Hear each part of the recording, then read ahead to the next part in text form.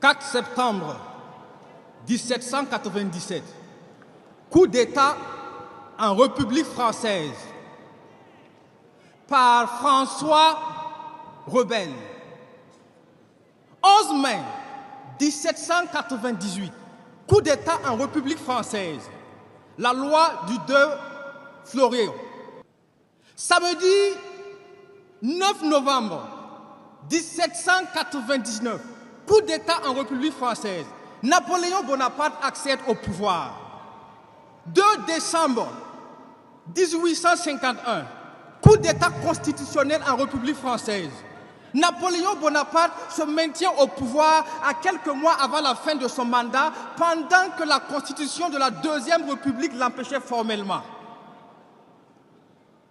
13 mai 1958, coup d'État en République française.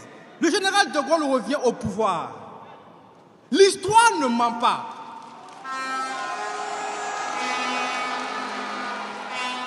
L'histoire ne ment pas, sauf si on laisse les menteurs la raconter. Avant même que le Burkina Faso n'accède à l'indépendance, la République française avait déjà connu 6 coups d'État.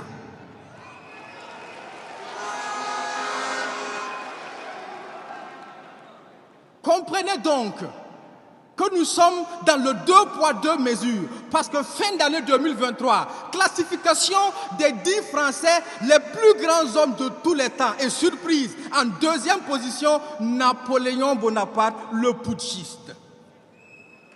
Dans le 2 poids 2 mesures, quand c'est eux, ce sont des sauveurs, et quand c'est nous, ce sont des putschistes. Quand c'est eux, ils jettent des fleurs, et quand c'est nous,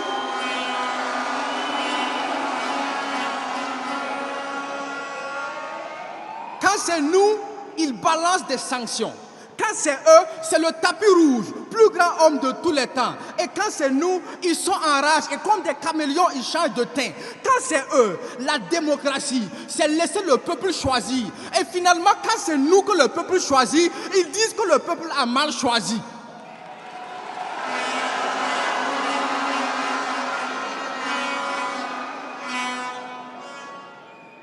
La démocratie, c'est le libre choix, et la dictature, c'est quand on impose. Mais quand eux, ils nous imposent la démocratie, n'est-ce pas ça aussi la dictature?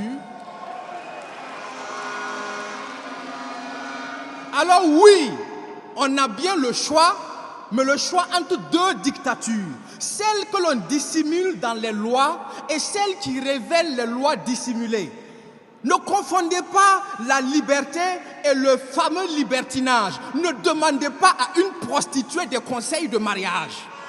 Chers abonnés, le Burkina Faso vient encore de frapper fort contre la France. Noël Mahler, artiste slameur burkinabé, dans son intervention a donné des leçons de morale à la France. Devant le président Ibrahim Traoré, il a éclairé que les coups d'État que la France dénonce au Burkina Faso sont déjà arrivés en France à plusieurs reprises.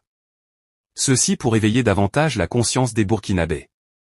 Beaucoup d'Africains ont soutenu par des commentaires ces déclarations sur la toile.